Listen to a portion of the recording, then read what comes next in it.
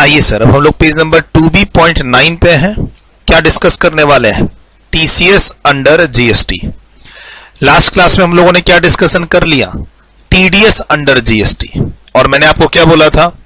आपने जो topic discussion किया टीडीएस अंडर जीएसटी, भले पढ़ाने और समझाने में जो भी टाइम लगा हो, लेकिन काफी चीजें रिपीट हो रही थी, है ना? तो आप देखो तो आपका 2 पेज से ज्यादा का समरी नहीं बनना चाहिए। 2 पेज से ज्यादा का समरी नहीं बनना चाहिए और रिवीजन टाइम 15 मिनट से ज्यादा का नहीं होना चाहिए। ठीक है? तैयारी ऐसे करनी है कि मान के चलो एग्जाम में कोई क्वेश्चन नहीं आएगा, मतलब आपको ज्यादा टाइम नहीं देना है टीडीएस टीसीएस के टॉपिक को। सर टीडीएस का सेक्शन है 51 और टीसीएस का सेक्शन है 52। इन सेक्शन का reference TDS under GST, a person who is liable to deduct TDS, a person who is liable to collect TCS, a person who is liable to deduct tax, a person who is liable to collect tax, collect में TCS, deduct में TDS।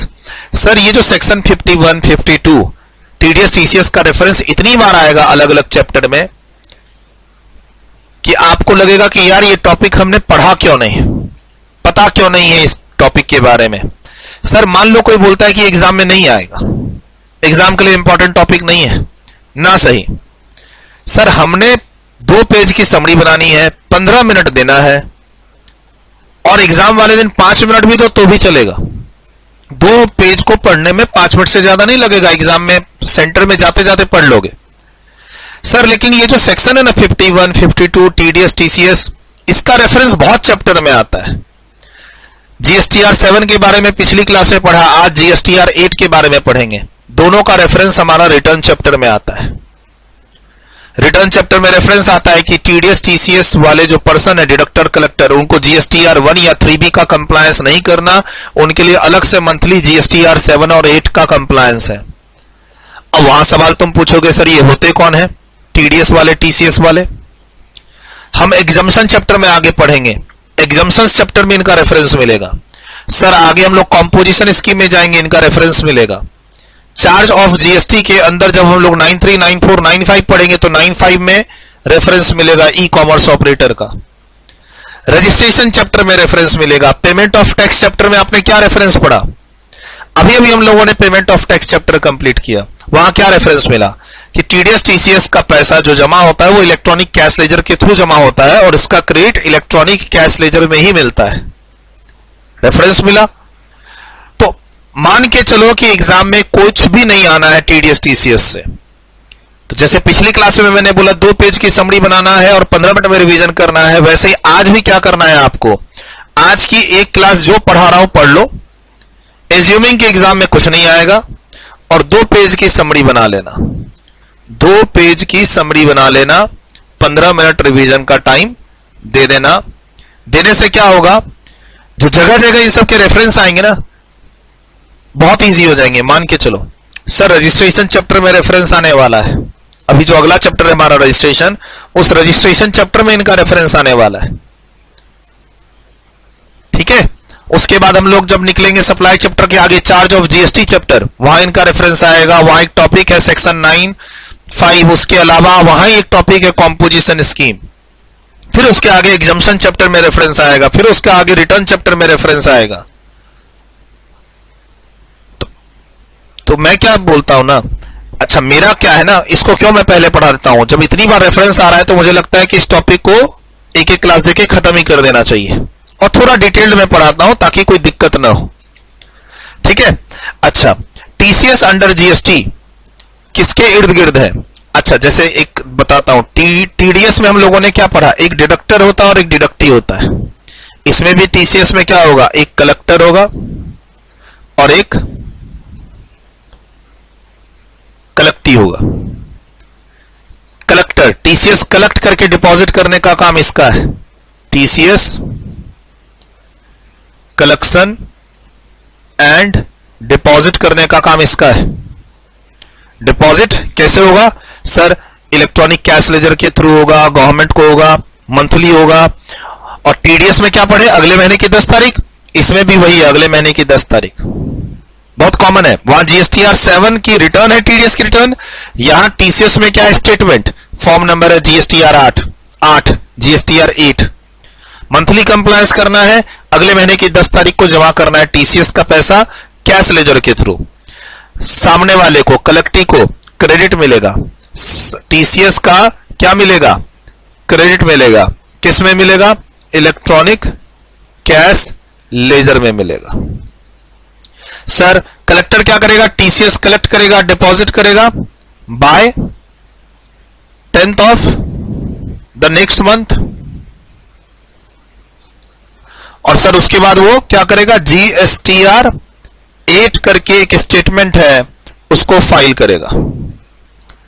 File करने के बाद automatic portal के through data update हो जाएगा, और इसका इफेक्ट यानी इसका क्रेडिट अपने आप कलेक्टी को टीसीएस क्रेडिट बोल के उसके कैश लेजर में रेफरेंस में मिल जाएगा। और आपने टीडीएस में क्या देखा था कि लायबिलिटी से सप्लायर अपनी टोटल जो जीएसटी की लायबिलिटी है उसमें से कैश लेजर में जो उसके पास क्रेडिट है टीडीएस का वो माइनस कर देगा। वैसे यहां पे भी है, वैसे यहां पे भी है। अच्छा, पिछली क्लास में आपने डिडक्टर में किसको देखा? Generally government agencies, local authority, जो रेसिपिएंट्स थे, जो सर्विसेज और गुड्स को रिसीव कर रहे थे, और डिडक्टी कौन था? सप्लायर। तो यहां भी एक्चुअली में कलेक्टी कौन है? सप्लायर ही है। ये कलेक्टी कौन है? ये कौन है? सप्लायर ऑफ गुड्स और सर्विसेज। बट इस बार यहां पर कलेक्टर कौन है? आपको थोड़ा बहुत क्लास में हिंट दे रखा है मैंने। कलेक्टर कौन है? ई commerce operator. E commerce operator, online portal, online app, online portal वाला, ऑनलाइन ऐप वाला। अमेज़न भी हो सकता है, ये फ्लिपकार्ट भी हो सकता है। आप एग्जाम्पल में लिखना चाहते हो अमेज़न हो गया, फ्लिपकार्ट हो गया, एटसेट्रा। अब फ्लिपकार्ट में के है या सी है मुझे याद नहीं है, एज्यूमिंग फ्लिपकार्ट के है। सर ये जो अमेज़न, फ्लिपकार्ट या कोई भी जो आप लोग वेबसाइट पे जाते हैं, किसी भी वेबसाइट पे जाके आप कुछ परचेज करने का ऑर्डर करते हैं, जैसे आपको कोई इलेक्ट्रॉनिक आइटम परचेज करना है, आपको कपड़े परचेज करने हैं, व्हाटएवर, कोई भी ऑनलाइन ऐप, कोई भी ऑनलाइन पोर्टल जहां पर आप जाके सेलेक्ट करते हैं गुड्स और सर्विसेज, वो ऑनलाइन पोर्टल वाला वो गुड्स और सर्विसेज आपको नहीं देता है। एक्चुअल वेंडर, सप्लायर उन अपने प्रोडक्ट को डिस्प्ले करता है उस पोर्टल पे, जिसकी सर्विसेज हम और आप लेते हैं उस पोर्टल के थ्रू। पोर्टल एक मीडिएटर का काम करता है। आज के दिन उसी पोर्टल को हम क्या कह रहे हैं? E commerce operator, ECO. क्या sir? ECO, e commerce operator. ये देखिए, electronic commerce operator, e commerce operator. Sir क्या कहते हैं? E commerce operator, electronic commerce operator का एक अपना डेफिनेशन है रीडिंग पर्पस के लिए, याद नहीं करना है। Means any person who owns, operates और मैनेज डिजिटल और इलेक्ट्रॉनिक फैसिलिटी और platform for electronic commerce, for electronic commerce. Electronic commerce मतलब आप जो कंप्यूटर के थ्रू, इंटरनेट के थ्रू अपने प्रोडक्ट और सर्विसेज की डिलीवरी देते हैं। Sir electronic commerce means the supply of goods और सर्विसेज और both including digital products over digital और electronic network. Sir e commerce क्या होता है? इलेक्ट्रॉनिक कॉमर्स, जहां पर हम गुड्स और सर्विसेज की डिलीवरी देते हैं, किसके थ्रू? डिजिटल और इलेक्ट्रॉनिक नेटवर्क की हेल्प से। ठीक है सर। ई कॉमर्स ऑपरेटर क्या है? सर ये एक डिजिटल और इलेक्ट्रॉनिक प्लेटफॉर्म है जहां से ई कॉमर्स बिजनेस को मैनेज किया जाता है, यानी जहां से प्रोडक्ट और सर्विसेज की डिलीवरी दी जाती है, जस्ट फॉर रीडिंग पर्पस। इसको एग्जाम में याद नहीं करना है। एक होता ना डेफिनेशन जीएसटी का, हमने पीछे पढ़ा, उसको एग्जाम के लिए याद करना है। सर याद करने की कोई दिक्कत नहीं है यहां पे। Sir e commerce operator, sir e commerce operator एक हो जाएगा sir e commerce operator covered under section 9(5). अगर आप इको है कवर्ड अंडर सेक्शन 95, तो वहां पर जीएसटी लायबिलिटी किसकी है? GST on supply of goods और services are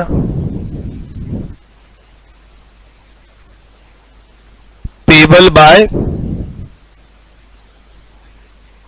eco only. Sir जो ई कॉमर्स ऑपरेटर, जो ऑनलाइन पोर्टल वाले 95 में कवर्ड हैं, वो जीएसटी की लायबिलिटी खुद पे करते हैं, वहां पर TCS under section 52 is not applicable. Sir ये इको 95 में कौन कवर है, कौन कौन है जो कवर है? सर ये सब हम लोग पढ़ लेंगे आगे, पेज नंबर 5.3 से लेकर 5.6 पर जब जाएंगे तब। फिलहाल ये ध्यान रखो कि जो ई कॉमर्स ऑपरेटर्स 95 में कवर्ड है और खुद जीएसटी पे कर रहे हैं, वो भी पोर्टल वाले हैं। सर वो भी पोर्टल वाले हैं, वहां भी सप्लायर रेसिपिएंट अलग अलग है। मतलब एक पोर्टल वाला है जिसके थ्रू सप्लायर गुड्स और सर्विसेज की सप्लाई करते हैं रेसिपिएंट को, बट ओवरऑल जीएसटी वो पोर्टल वाला देता है, वो एक्चुअल सप्लायर नहीं देता। तो वो सारी डिटेल चर्चा कब करेंगे? 5.3 पेज से लेकर 5.6 पेज में आपके पास जो बुक है उसमें जब पहुंचेंगे तब करेंगे, अभी उसको भूल जाओ। अब चलते हैं दूसरे वाले इको में, ECO not covered under section 95, यानी 95 में गए तो टीसीएस के प्रोविजन नहीं लगेंगे, तो अपने को क्या करना है? 95 में नहीं जाना है।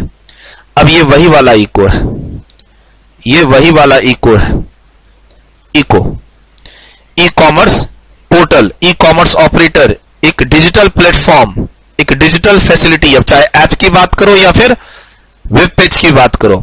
सर इसके पीछे है एक्चुअल सप्लायर, इसके पीछे है एक्चुअल सप्लायर, ठीक सर, और रेसिपिएंट हम और आप, users, recipient, customers. Sir customer क्या करता है? कस्टमर ऑर्डर प्लेस करता है, कस्टमर ऑर्डर प्लेस करता है। सप्लायर क्या करता है? सर पोर्टल पे डिस्प्ले करता है अपना प्रोडक्ट और सर्विसेज, डिस्प्ले करता है प्रोडक्ट और सर्विसेज। ई कॉमर्स ऑपरेटर एक ऑनलाइन प्लेटफॉर्म है जिसके थ्रू सप्लायर अपने गुड्स और सर्विसेज को डिस्प्ले करता है कि हम ये सर्विसेज, ये गुड्स तुम्हें इतने रुपए में दे सकते हैं, और वो ऑनलाइन प्लेटफॉर्म और ऐप पे हम और आप होते हैं as a customer, as a recipient, as a user, जो उन प्रोडक्ट और सर्विसेज को खरीदना चाहते हैं, उसके लिए हम लोग ऑर्डर प्लेस करते हैं। डन। अब ऑर्डर प्लेस करने पे क्या होगा? सर एक्चुअल गुड्स की डिलीवरी यहां से यहां जाएगी। सर ऑर्डर जब प्लेस होगा, हम किसी पोर्टल के थ्रू जब ऑर्डर प्लेस करते हैं तो सप्लायर से वो गुड्स और सर्विसेज निकलता है और डिलीवरी हमारे पास जाती है। Sir actual delivery direct supplier के पास से होती है। सर आप अमेजन पे जब कुछ ऑर्डर करते हैं तो क्या होता है? सर सप्लायर क्या करता है? अमेजन की पैकिंग में वो आपके घर पहुंचाता है। जब आप अमेजन की वेबसाइट पे, फ्लिपकार्ट की वेबसाइट पे जब कुछ आप ऑर्डर करते हैं, इलेक्ट्रॉनिक आइटम है, मोबाइल है, कपड़े हैं, स्पोर्ट्स के सामान है, इलेक्ट्रॉनिक आइटम्स हैं, तो जो एक्चुअल वेंडर है, एक्चुअल सप्लायर पीछे जो उसने अपने प्रोडक्ट को लिस्ट कर रखा है उस पोर्टल पे, वो फटाफट क्या करता है? जब आप ऑर्डर प्लेस कर देते हैं, फटाफट वो क्या करता है? वो पैकिंग करता है, और पैकिंग के मटेरियल में वो ब्रांडिंग करता है। किसकी ब्रांडिंग करेगा? जिस पोर्टल के थ्रू आप ऑर्डर करते हैं। आपने फ्लिपकार्ट के थ्रू ऑर्डर किया तो आपके पास जो पैकेट आता है उस पर स्टिकर लगा होता है फ्लिपकार्ट का। आप अमेजन के थ्रू ऑर्डर करते हैं तो अमेजन का उस पर स्टिकर्स वगैरह सब लगे होते हैं। बट आप ध्यान से, जो आपके घर में डब्बा डिलीवर होता है, अगर आप ध्यान से उस डब्बे को देखोगे, डब्बा खोलोगे तो अंदर से जो प्रोडक्ट निकलेगा उस पर कहीं भी अमेजन नहीं लिखा होगा, और उस प्रोडक्ट के साथ इनवॉइस होगी। इनवॉइस पर एक्चुअल सप्लायर का नाम होगा, उसका एड्रेस वगैरह सब होगा, उसकी बिलिंग होगी। ऑफ कोर्स इस केस में बिलिंग कौन करेगा? Actual supplier. एक्चुअल डिलीवरी कौन करेगा? सप्लायर। टैक्स इनवॉइस कौन इशू करेगा? टैक्स इनवॉइस कौन इशू करेगा? देख लो मैंने क्या मार्क किया, सप्लायर इशू करेगा कस्टमर को। पोर्टल वाले ने तो सिर्फ ऑर्डर लेके भेज दिया है सप्लायर के पास। एक्चुअल गुड्स और सर्विसेज की डिलीवरी कौन करेगा? सप्लायर। टैक्स इनवॉइस कौन इशू करेगा? सप्लायर। यानी इस प्रोडक्ट पे जीएसटी की लायबिलिटी किसकी है? जीएसटी की payable by whom? Sir GST payable to government by whom? By ECO? नहीं सर, बाय एक्चुअल सप्लायर, जिसने अपना प्रोडक्ट इको के पोर्टल पे, ई कॉमर्स ऑपरेटर के पोर्टल पे, ऐप पे डिस्प्ले किया था। सर अगर इस डील में इको की जीएसटी लायबिलिटी होगी, इस डील में अगर इको की जीएसटी लायबिलिटी होगी, तब तो वो 95 है। 95 तो हम अभी पढ़ ही नहीं रहे, हम 95 नहीं पढ़ रहे हैं। जैसे ओला उबर, मैं यहां पे एग्जांपल लिख देता हूं। ओला उबर की जो टैक्सी सर्विस है,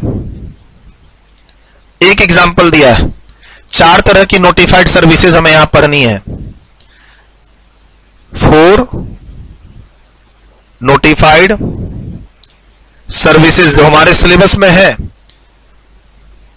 सर कोई कहे ना कि टीडीएस टीसीएस सेक्शन 51 52 मत पढ़ो इतना डिटेल्ड में जितना सूरज सर पढ़ा रहे हैं, तो उन बातों को इग्नोर कर देना, क्योंकि अगर तुमने टीडीएस टीसीएस का कॉन्सेप्ट नहीं सीखा अच्छे से, तो तुमको payment of tax chapter, registration chapter, composition scheme, charge of GST chapter, exemption chapter, return chapter, हर जगह कुछ ना कुछ दिक्कत आने वाली है। कोई चैप्टर पढ़ने के बाद अगर उसको 2 पेज में समराइज कर दो और रिवीजन टाइम मात्र 5 से 10 मिनट देना है, तो क्या खराबी है? आप कंफर्टेबल हो जाएंगे जीएसटी के अंदर, what is TDS, what is TCS.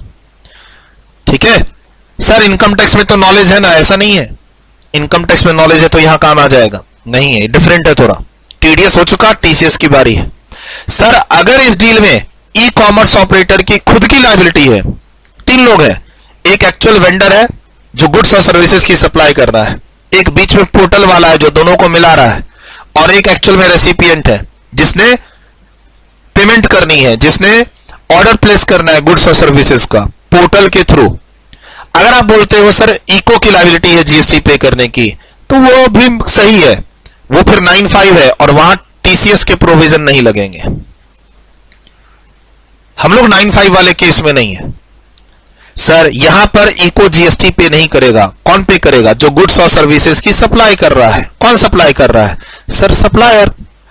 कौन है सप्लायर? जिसके प्रोडक्ट और सर्विसेज इको के वेबसाइट पे, पोर्टल पे डिस्प्ले हो रहे थे। ठीक, क्लियर? गुड्स एक्चुअल कौन डिलीवर करेगा? सप्लायर। इनवॉइस कौन इशू करेगा? सप्लायर।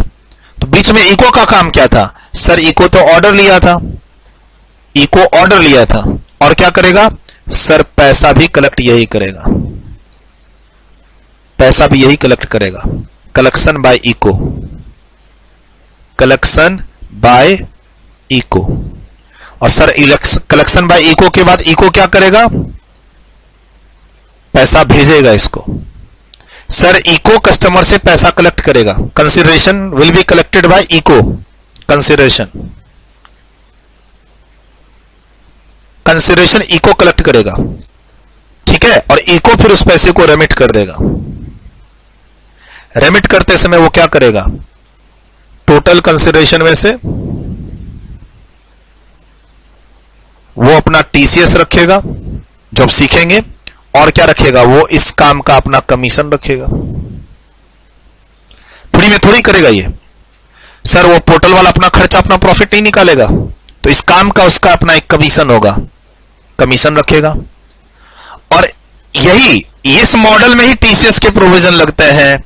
सर टीसीएस भी वो रखेगा सेक्शन 52। अगर ये मॉडल बहुत सिंपल है। सर सप्लायर इको के थ्रू गुड्स और सर्विसेज सप्लाई कर रहा है कस्टमर को, पैसे की कलेक्शन इको कर रहा है, कंसिडरेशन इको कलेक्ट करेगा और फिर रेमिट करेगा सप्लायर को। गुड्स और सर्विसेज की एक्चुअल डिलीवरी सप्लायर से जाएगी, इनवॉइस सप्लायर इशू करेगा। तब इस मॉडल पे फिर क्या लगेगा? टीसीएस के provision. TCS is applicable on this eco if all conditions are satisfied. If all above conditions are satisfied, TCS under section 52 is applicable. Sir कैसा कंडीशन, कैसा कंडीशन? गुड्स और सर्विसेज की जो डिलीवरी है वो सप्लायर करेगा, invoice भी supplier issue करेगा, ये पहला कंडीशन। ऑर्डर इको के थ्रू जा रहा है सप्लायर को, ई कॉमर्स ऑनलाइन ऑर्डर किसी ऐप किसी पोर्टल के थ्रू, कस्टमर रेसिपिएंट इको किसी ऐप ऑनलाइन पोर्टल के थ्रू ऑर्डर प्लेस कर रहा है सप्लायर को, ई कॉमर्स ऑपरेटर। पहला कंडीशन कि जो टैक्स इनवॉइस और डिलीवरी है वो कहां से जाएगी, जीएसटी की लायबिलिटी इस प्रोडक्ट पे, मान लो लाख रुपए का तुमने टीवी खरीदा है, 12% का जीएसटी है 12,000, वो आपने एक ऑनलाइन पोर्टल पे जाके टेलीविजन खरीदा है, 12% का जीएसटी, 1 लाख का टेलीविजन, 12,000 का जीएसटी। वो 12,000 का जीएसटी कौन पे कर रहा है? Sir supplier tax invoice issue करेगा, सप्लायर एक्चुअल डिलीवरी देगा, गवर्नमेंट को उस प्रोडक्ट पे जीएसटी देने की लायबिलिटी किसकी है? सप्लायर की है। पहला कंडीशन। दूसरा कंडीशन, कलेक्शन कहां से कैसे जाएगा? सर इस डील में कलेक्शन इको कलेक्ट करेगा और फिर उस पैसे को जब वहां भेजेगा एक्चुअल सप्लायर के पास तो उसमें से वो टीसीएस कलेक्ट करेगा। सर टीसीएस को माइनस करके बैलेंस पैसा भेजता है कौन? इको। इसीलिए हम इसको क्या बोलते हैं? Tax collected at source. GST के अंदर ई कॉमर्स ऑपरेटर जब सेलर को पैसा भेजेगा, सप्लायर को जब पैसा भेजेगा तो उसमें से अपना कमीशन तो रखेगा, साथ साथ टीसीएस भी रखेगा। टीसीएस कट करके पैसा भेजेगा किसको? सप्लायर को। सप्लायर कौन है? सेलर। इनकम टैक्स में ऐसा नहीं होता है। इनकम टैक्स का जो टीसीएस है वो बायर से कलेक्ट करते हैं, यहां नहीं है, देख लो। इनकम टैक्स में टीसीएस बायर से कलेक्ट करते हैं, यहां बायर तो ये सर जीएसटी का टीसीएस डिफरेंट होता है इनकम टैक्स से, ध्यान रखना। TCS under GST totally different है, टोटली डिफरेंट है from income tax. Sir income tax में हम लोग क्या करते हैं, जब माल बेच रहे होते हैं, इनकम टैक्स में जब हम माल बेच रहे होते हैं, बायर से जब पैसा आ रहा होता है तो उस पैसे के साथ साथ उससे टीसीएस और लेते हैं, टीसीएस कलेक्ट करते हैं रेवेन्यू सेल प्राइस के साथ। वहां पर इनकम टैक्स में जो बायर होता है वो सेल प्राइस के साथ टीसीएस देता है सेलर को। सेलर गवर्नमेंट को डिपॉजिट करता है जिसका बेनिफिट बायर को मिलता है। इनकम टैक्स का टीसीएस टोटली डिफरेंट है। आप आगे मेरे से पढ़ोगे इनकम टैक्स के सिलेबस में, राइट? मैं एज्यूम कर रहा हूं कि आप इनकम टैक्स में आगे मेरे से पढ़ोगे इस टॉपिक को, तो दोनों को मिक्स मत करना, ठीक है? यहां बायर से कोई लेना देना नहीं है। बायर तो सिर्फ ऑर्डर प्लेस करके गुड्स या सर्विसेज ले रहा है और उस पर वो अपना जो भी, मान लो टेलीविजन खरीदा है 1 लाख रुपया का, तो 1 लाख का से 12% का जीएसटी है, तो 12% 12,000 जीएसटी पे कर रहा है और बायर को कोई मतलब नहीं है। सर बायर को पता चलेगा क्या कि ई कॉमर्स ऑपरेटर का कमीशन कितना है? क्या इस डील में इस बायर को, कस्टमर को इस कमीशन के बारे में पता चलेगा? नहीं। क्या यह भी पता चलेगा कि इको ने कितना टीसीएस माइनस करके सप्लायर को दिया है? नहीं। क्या ये सब बातें इनवॉइस पे लिखी होंगी? क्या ये बातें इस इनवॉइस पे लिखी होंगी? ऑब्वियस सी बात है, नहीं सर। इनवॉइस जो सप्लायर दे रहा है कस्टमर को, उस इनवॉइस पे टीसीएस का अमाउंट या कमीशन का अमाउंट क्यों लिखा रहेगा? टीसीएस और commission will not be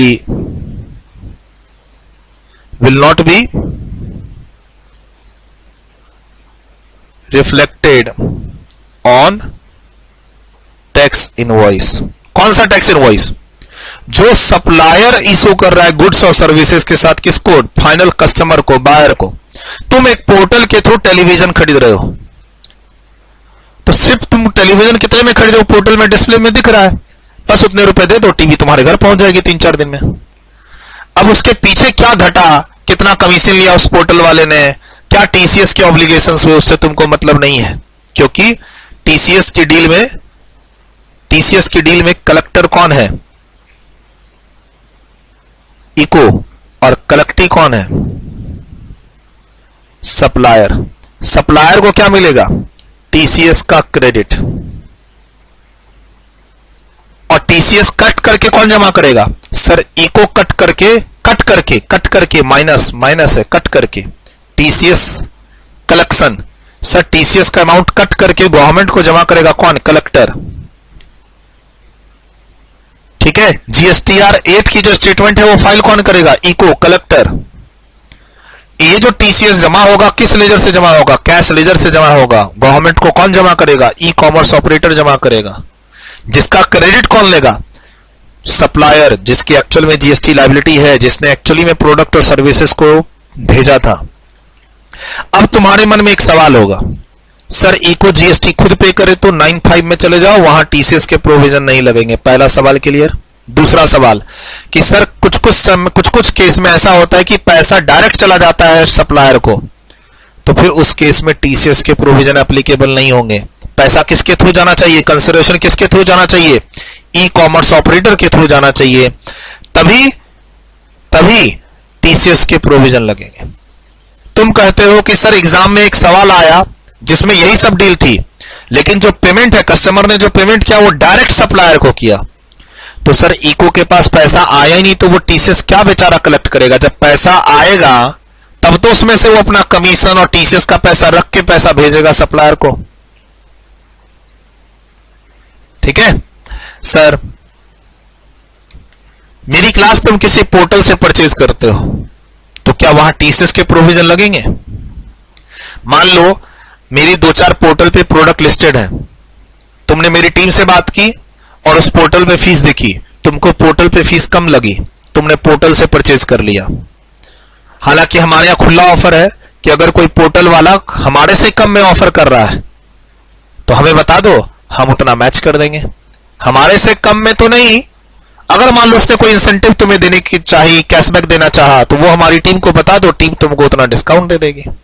portal वाले क्या करते हैं, 7,000 रुपए में प्रोडक्ट डिस्प्लेड है, वो बोलते हैं परचेज कर लो, हम आपको 500,000 रुपया कैशबैक दे देंगे, पोर्टल पे पेमेंट कर लो, हम इधर से तुमको पेटीएम कर देंगे। ऐसा कुछ डिस्काउंट तुमको मिल रहा है कहीं से, तो वो हमारी टीम को बता देना, हम भी दे देंगे। चलो वो अलग बात है। लेकिन अगर तुम मेरी क्लास किसी पोर्टल से खरीदते हो तो क्या वहां टीसीएस के प्रोविजन लगेंगे। सर नहीं लगते हैं वहां।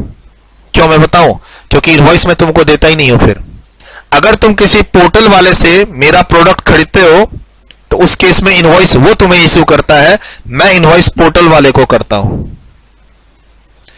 सर टीसीएस का प्रोविजन कब लगेगा, जब सप्लायर डायरेक्ट कस्टमर को इनवॉइस करे। जब तुम मेरी क्लास किसी पोर्टल से खरीदते हो तो उसमें तुम पोर्टल वाले को पेमेंट करते हो, लेकिन इनवॉइस भी पोर्टल वाला ही तुम्हें देता है, मैं नहीं देता हूं। हाँ, मेरे पास डायरेक्ट अगर आओगे तो हो सकता है मैं तुम्हें इनवॉइस दूं। ठीक है, हो सकता है, क्या दूंगा ही।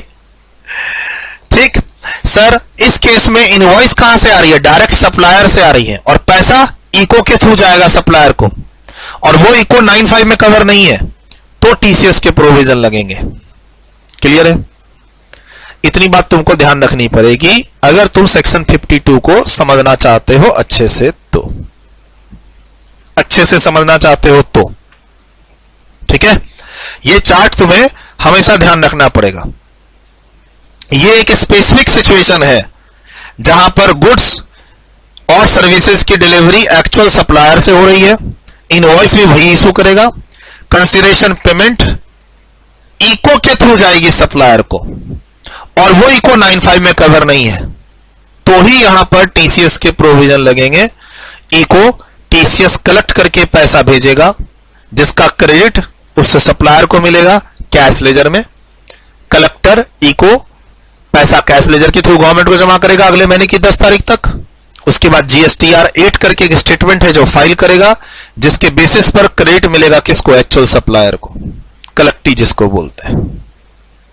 अब नोट्स में चलते हैं। एक आइडिया लग चुका है कि हम किस इको की यहां पर बात कर रहे हैं, ठीक है। अब नोट्स में चलते हैं, एक एक करके ड्रिल डाउन करेंगे पॉइंट्स को, बट ध्यान रखना 2 पेज से ज्यादा का समरी नोट्स नहीं बनेगा।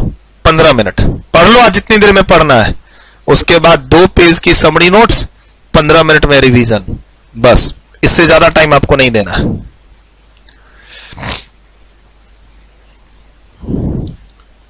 फ्रेश पेज पे आ जाइए रजिस्टर में, प्लीज आप अपने रजिस्टर में फ्रेश पेज पे आ जाइए और लिखिए TCS under GST totally different है फ्रॉम इनकम टैक्स। वहां पर buyer sale price plus TCS pay करता है, किसको? सेलर को। इनकम टैक्स में इको का कॉन्सेप्ट नहीं है, इनकम टैक्स में इको का कॉन्सेप्ट वहां पर नहीं है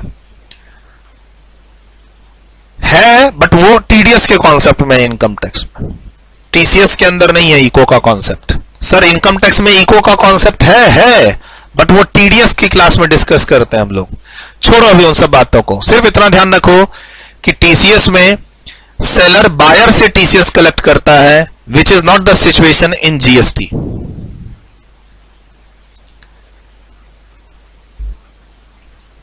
डन, वीडियो रोक के लिखा।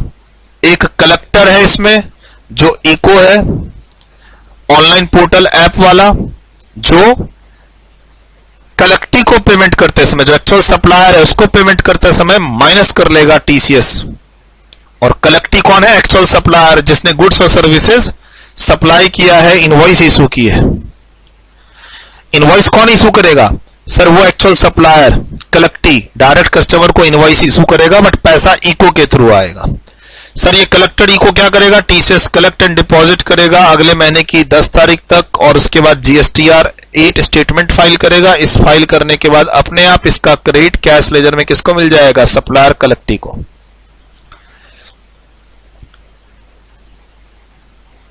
डन, वीडियो रोक के लिखा। नेक्स्ट, सर एक इको है जो 95 में कवर हो रहा है, हम उसकी बात नहीं कर रहे क्योंकि वहां टीसीएस सप्लाई नहीं होता। हम किस इको की बात कर रहे हैं? ECO which is not covered under section 95। Done, video रोक के लिखा। नेक्स्ट, सर इस इको की क्या खास बात है जो 95 में कवर नहीं है? सर ये इको ऑर्डर लेता है, पैसे भी लेता है कस्टमर से, और उसके बाद सप्लायर को वो ऑर्डर बोलता है फुलफिल करने के लिए, और पैसे में से टीसीएस कट करके पैसा भेज देता है सप्लायर को। अपना कमीशन भी रख लेगा वो। सप्लायर इनवॉइस इशू करेगा, सप्लायर ही गुड्स और सर्विसेज की एक्चुअल डिलीवरी देगा।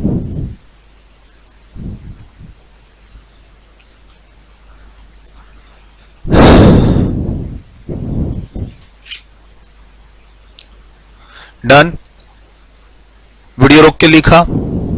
डन, वीडियो रोक के लिखा। अच्छे से लिखना, कोई गलती ना हो। डन, सर सप्लायर है,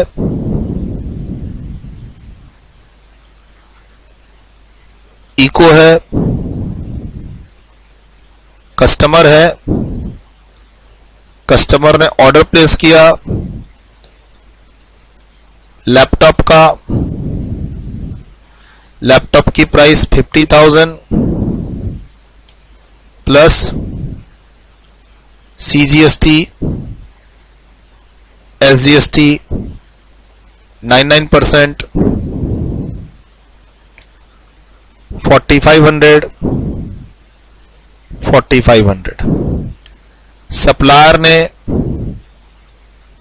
लैपटॉप की डिलीवरी कर दी,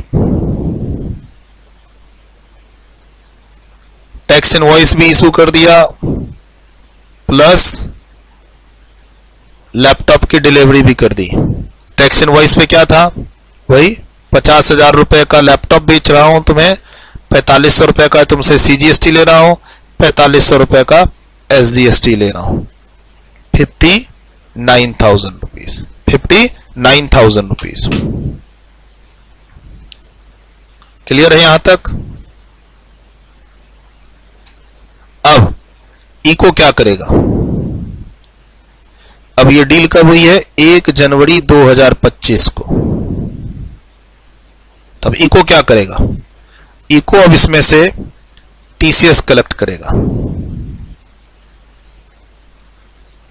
टीसीएस कलेक्ट करेगा जिसका रेट है 0.25% ऑफ रुपीज 50,000। 0.25%। सर 10 जुलाई 2024 से अमेंडमेंट आई है यहां पे। 10 जुलाई 2024 अमेंडमेंट।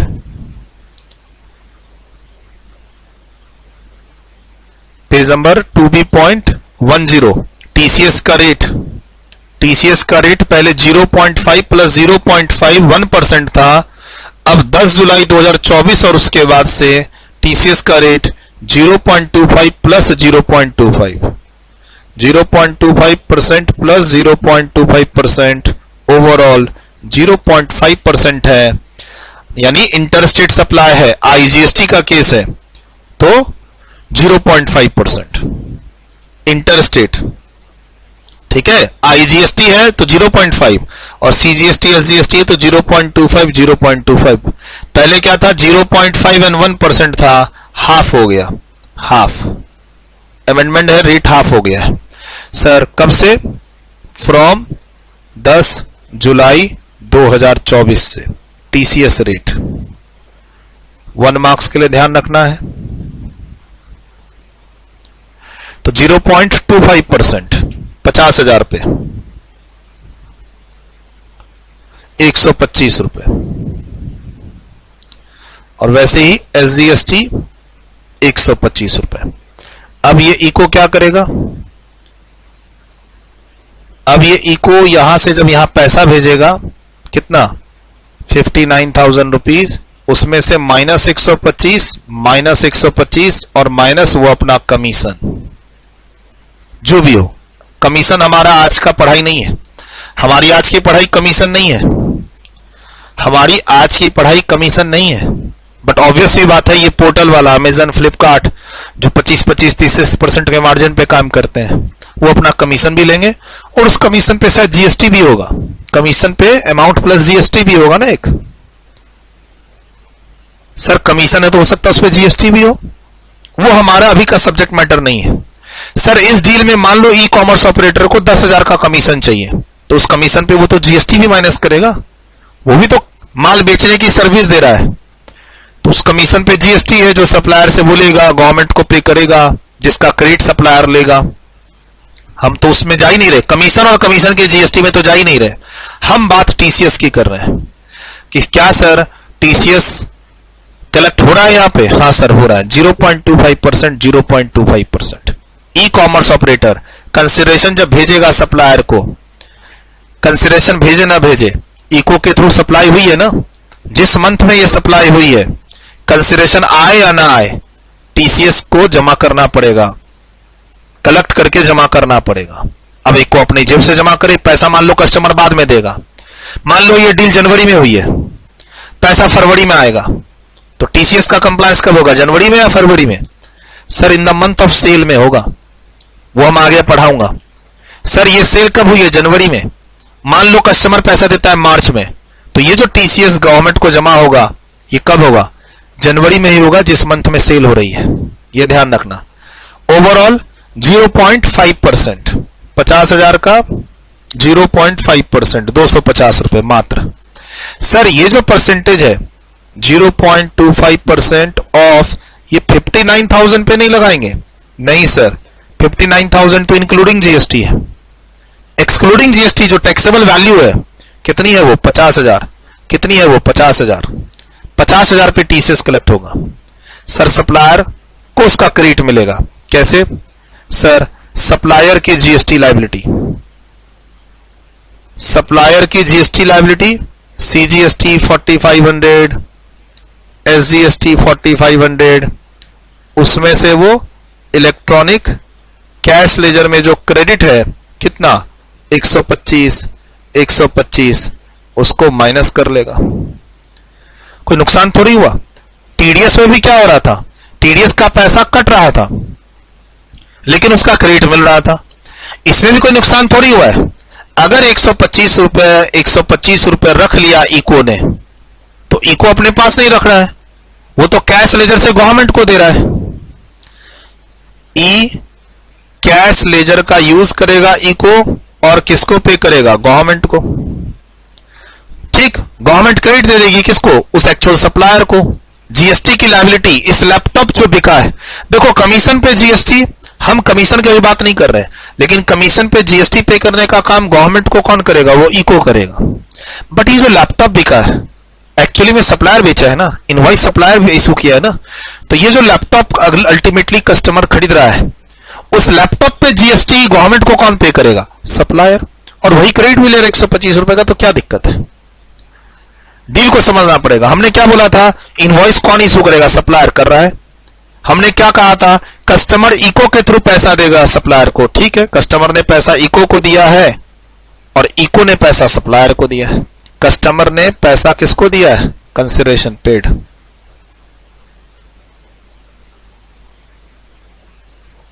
To ECO. कितना? 59,000। सिंपल है। अब नोट्स में चलेंगे, अब नोट्स में चलेंगे। यहां तक तो वीडियो रोक के लिख चुके थे। ये वाला, ये मैंने बिना मॉनेटरी अमाउंट के समझाया था, है ना? ये मैंने मॉनेटरी अमाउंट के साथ समझा दिया। इनवॉइस सप्लायर से आ रही है, कस्टमर इको को पैसा देगा, क्योंकि उसी पोर्टल पर ऑर्डर प्लेस हुआ था, उसको अमाउंट वगैरह दिख रहा है, वो तो पैसा वहां भेजेगा ही। प्रोडक्ट के साथ क्या होता है? इनवॉइस भी आती है, साथ में सॉफ्ट कॉपी आप उसके ऐप से भी डाउनलोड कर सकते हैं। बट आप जब पोर्टल से, अमेजन से आपने कैलकुलेटर खरीदा है, तो क्या वो इनवॉइस अमेजन इशू करता है? नहीं। आप अच्छे से देखना इनवॉइस को, वो इनवॉइस कोई और जो एक्चुअल सप्लायर है कैलकुलेटर का, उसने इशू किया है। अमेजन का तो स्टिकर लगा हुआ है, अमेजन की तो ब्रांडिंग हो रखी है खाली, जिसके बदले उसको कमीशन मिल रहा है, क्योंकि वो माल बेचने में हेल्प किया है। वीडियो रोक के लिखिए, फिर अब चलेंगे नोट्स में रीडिंग करने के लिए।